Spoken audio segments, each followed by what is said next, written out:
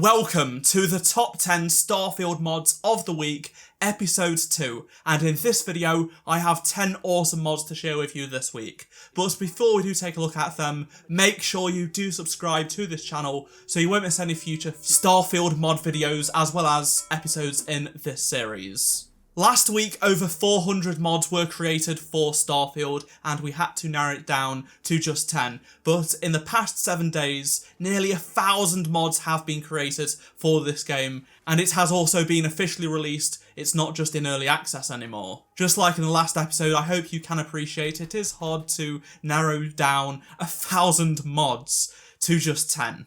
I also wanted to let you know that I have started creating my own mods, and this is the first one I created and put out there. It's just a simple patch replace of the Constellation logo. It gives you the Rebellion patch, and I will be doing more mods in the near future. Let's now move on to the top 10 mods of this week, and kicking off the top 10 countdown in 10th place this week, we have the Mark 1 Recolors mod from Pendulum Effect. So this mod is a pack of various colour options for the Mark 1 spacesuit.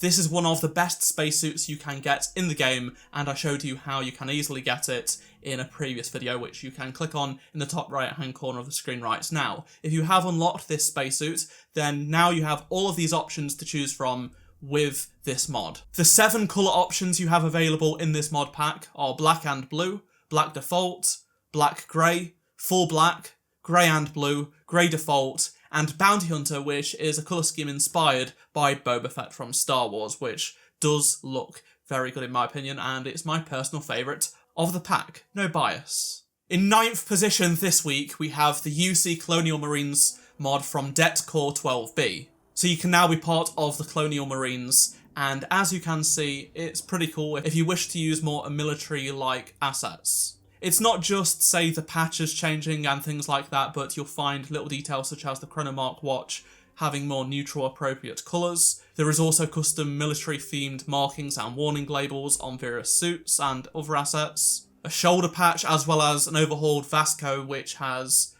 a more appropriate marking and design. In 8th place this week, we have the Scanner Incumbents display with Time mod from Yodel. So this mod changes up your chrono watch display in the left hand corner when you activate your scanner. So what's really cool about this is it does let you know how much you're carrying in terms of mass without having to open up your inventory, and I like having it in the bottom left hand corner so I can just quickly tap the scanner and see it. Also, it adds a time for the 2 different time zones, which is really also helpful in my opinion. In 7th place this week, we have the Shipyards Unlocked mod from Velken. So this mod unlocks all of the vendor shipyarding parts in the game for any shipyard, except for the outpost one. And it also allows you to unlock parts such as the space station stuff as well. It's completely up to you what you do with this mod. It allows you to use your imagination even more than what is in the base game. It saves you time having to go from vendor to vendor, and if you really just want to make a massive ship, then you now have all of the parts at your disposal and more if you wish to do so. In 6th place this week, we have the Jetpack Overhaul mod from Zion 17. So this mod allows you to change the booster pack to be basically a jetpack. You can customize and fine-tune how you want it to act. The base thing it does is that it allows you to hold the boost button rather than just being the single press, and you also have the option to change how much energy consumption and thrust it actually has. So you can go crazy like this. It's just completely up to you. It's going to allow you to explore planets much quicker and just get a different view of the planets and locations that you explore. All of the values are tweakable by yourself, so it's up to you how far up you want to go and things like that. In 5th place this week, we have the DLSS frame generation mod from Luke FZ. So this is different to the previous DLSS mod I showcased in the first episode of the series. This now allows you to use frame generation if you have a 40 series GPU. Unfortunately, I do not own a 40 series GPU. I only have a 3080, so I can't take advantage of the frame generation technology. However, the gameplay I am showing you on screen is my own, showing the difference between FSR2 and DLSS 3, and as you can clearly tell, it offers better performance. It also looks better than FSR2 as well. in various cases. There's less ghosting and things like that. In fourth place this week, we have the N7 armor mod from Acason. To showcase this mod, I will need to show some spoilers, so skip to the time on the video if you do care about spoilers.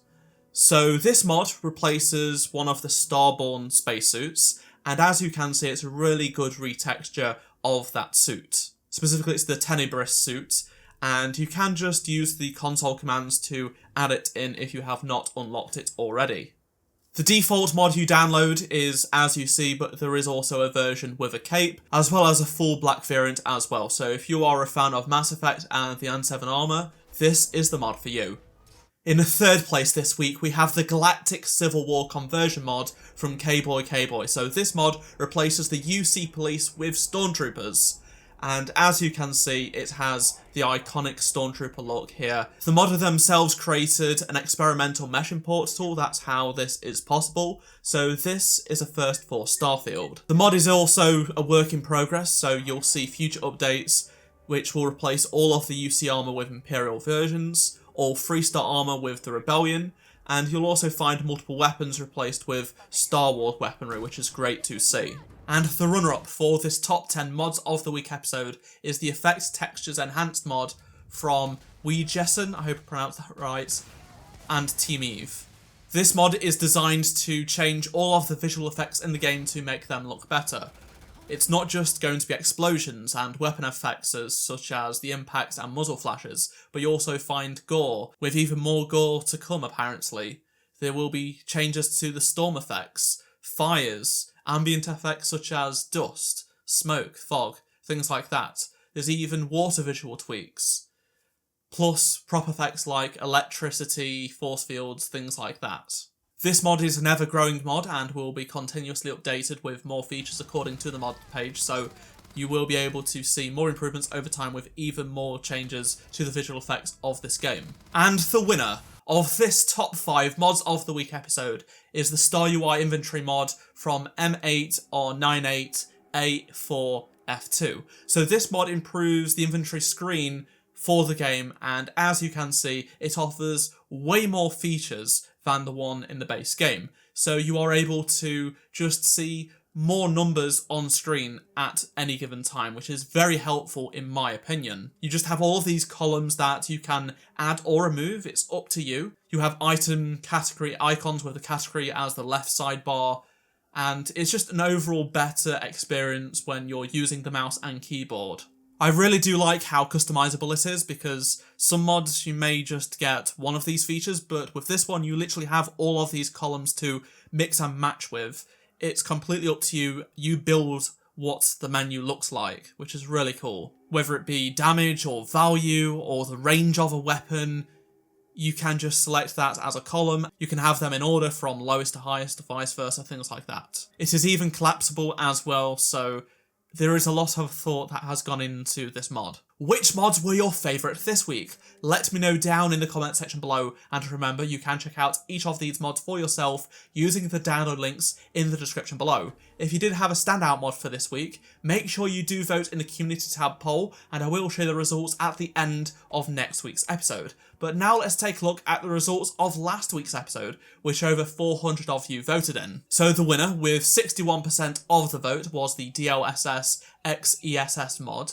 Then in second place, with 16%, was the in-game FOV changer. And just behind that, with 1% less, was the Shipbuilder Tweaks mod in third place, and Better Hood took fourth place with 9%. If you enjoyed this video and want to keep this series going, be sure to click the like button and subscribe so you don't miss any future videos like this one, including next week's episode, where I'm sure almost 1,000 mods will also be created in the past week. It is just insane. If you missed any of my previous videos, click on the playlist on screen right now, and I shall see you in my next video. Goodbye.